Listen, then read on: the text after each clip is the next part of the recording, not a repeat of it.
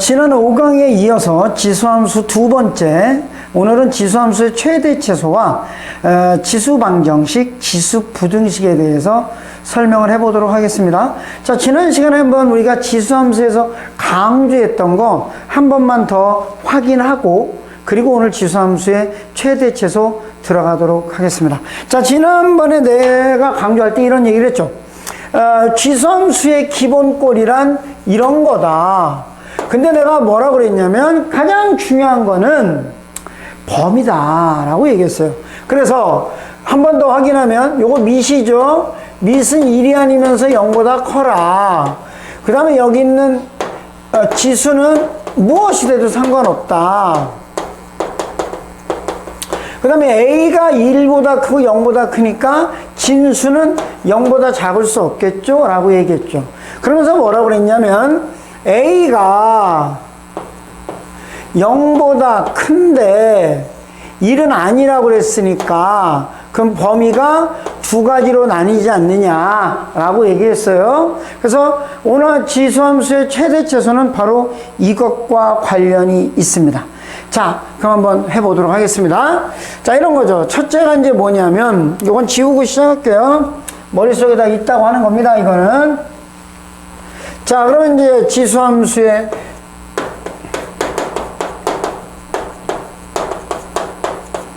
최대 최소가 되겠습니다. 자, 이런 얘기죠. y는 a의 x승이라는 그래프가 있는데 정의역이 있는 거죠. 정의역이 이렇게 돼 있어요. x의 범위가 m보다는 크거나 같고 m보다는 작거나 같다, 이런 식으로 범위가 주어져 있는 거죠. 그러면 우리는 두 가지 관점에서 판단을 해요. 자, 지수함수라고 하는 것이 첫째, a가 0보다 크고 1보다 작다. 이거 뭐죠? 감소하는 함수니까 그때는 그래프가 이렇게 흘러 들어가겠죠. 물론 여기 1입니다. 자, 그러면 이제 이렇게 됐다고 보면 정의역이 m부터 n이라고 그랬으니까 m이 뭐 여기라고 합시다.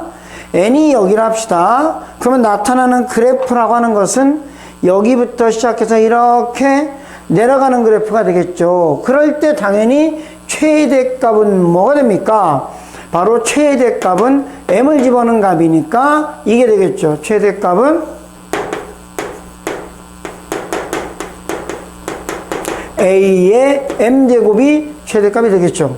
그럼 최소값은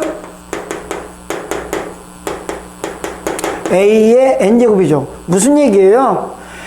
정의역은 크지만 실제로는 더 작은 값이고 정의역은 작지만 더 큰 값이 된다. 왜? 감소하는 그래프니까 라는 뜻이에요. 그럼 이거하고 대비해서 만일에 a가 1보다 크다라고 해보는 거야. 그러면 어떻게 됩니까?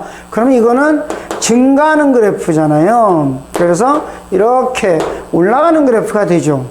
자, 그러면 이제 이때는 어떻게 되는가? 정의역이 m부터 n이라고 했을 때 이렇게 되겠죠.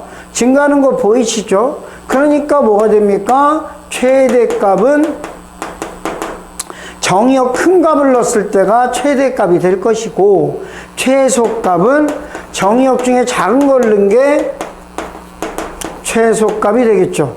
그러니까 무슨 말이야? 밑이 범위가 어디냐에 따라서, 밑의 범위에 따라서 밑이 0과 1 사이, 즉 감소하는 그래프가 될 때는 큰 거 넣어야 짠 거 넣어야 크고 큰 거 넣어야 작을 것이다. 반대로 밑이 1보다 크면 작은 거는 게 작고 큰 거는 게 크게 된다, 이런 뜻이 되는 겁니다. 무슨 말인지 아시겠죠? 그러니까 뭐가 중요하다? 밑의 범위. 자, 그러면 이제 그 다음 이거에 연이어서 지수방정식, 부등식을 해보도록 합시다. 근데 이거는 이제 기본적으로요, 같은 의미라고 보시면 돼요. 요게요. 자, 지수방정식부터 시작해볼까요? 지수방정식은 어떤 꼴이냐면은 세 가지 정도 형태로 나눌 수가 있어요. 첫째는 밑이 같은 경우죠. 밑이 같은 경우. 이게 제일 흔한 경우예요. 이런 거. A의 fx승은 A의 GX승 이런 식이죠. 그죠? 그러면 이때 이게 같으려면 너무 당연한 거 아니야?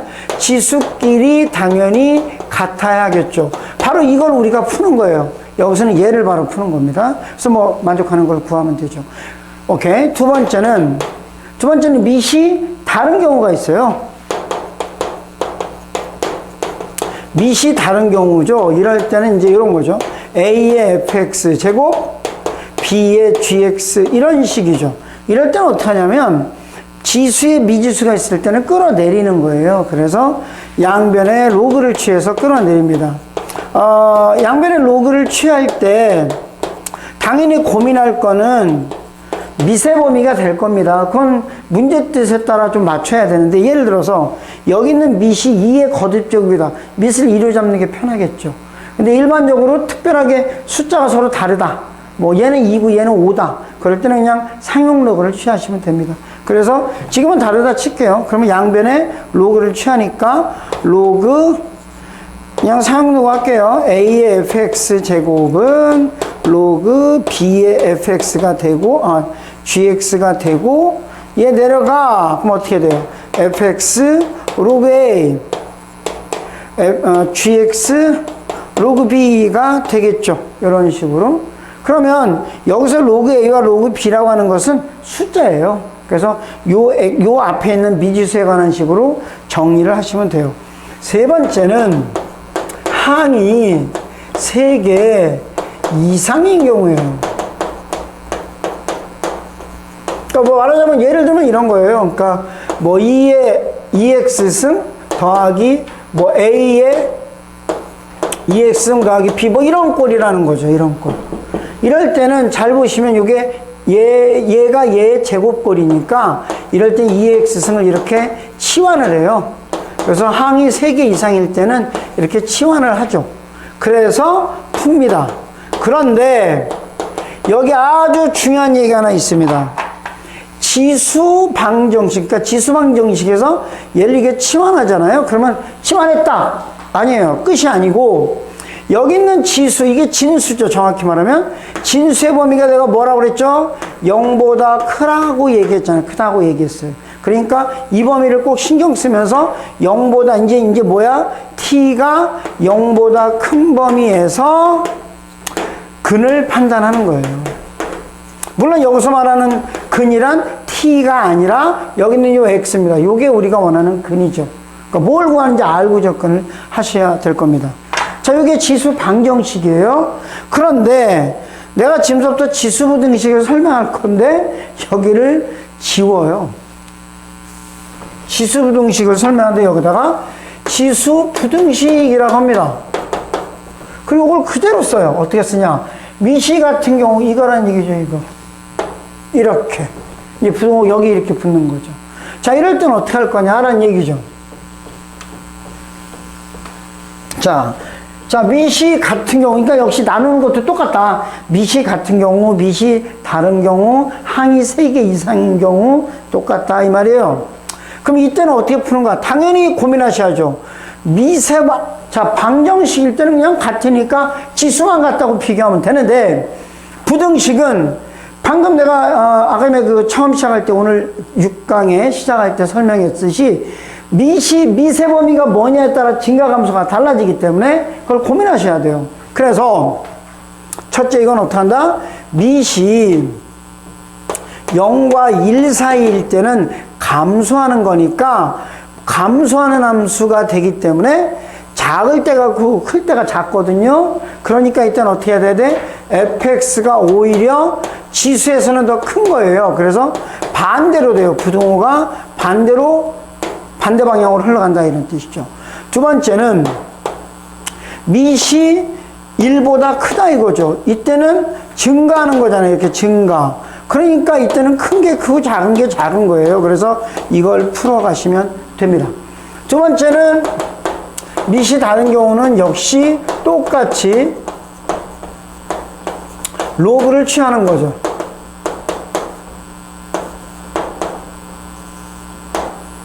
이럴 때도 양변에 로그를 취해서 끌어내리는 것까지는 똑같습니다.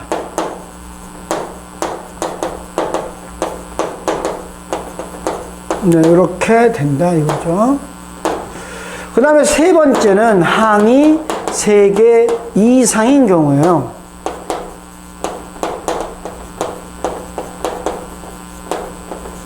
이때도 역시 치환을 하죠. 아까 전에 했던 거 한 번 더 쓸게요.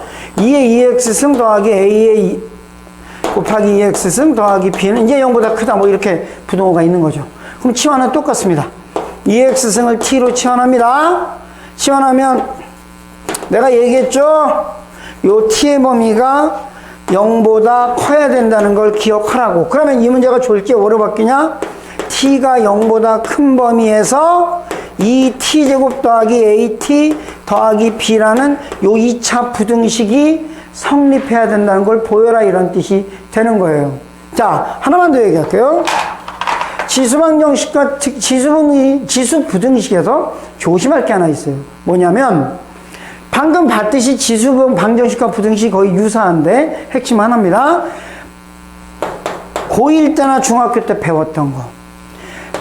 부등식의 경계는 방정식의 근이다라는 거를 기억하면서 이걸 기억하면서 문제를 접근하면 문제를 풀 때 많이 수월하거나 또 연결이 될 수가 있을 겁니다.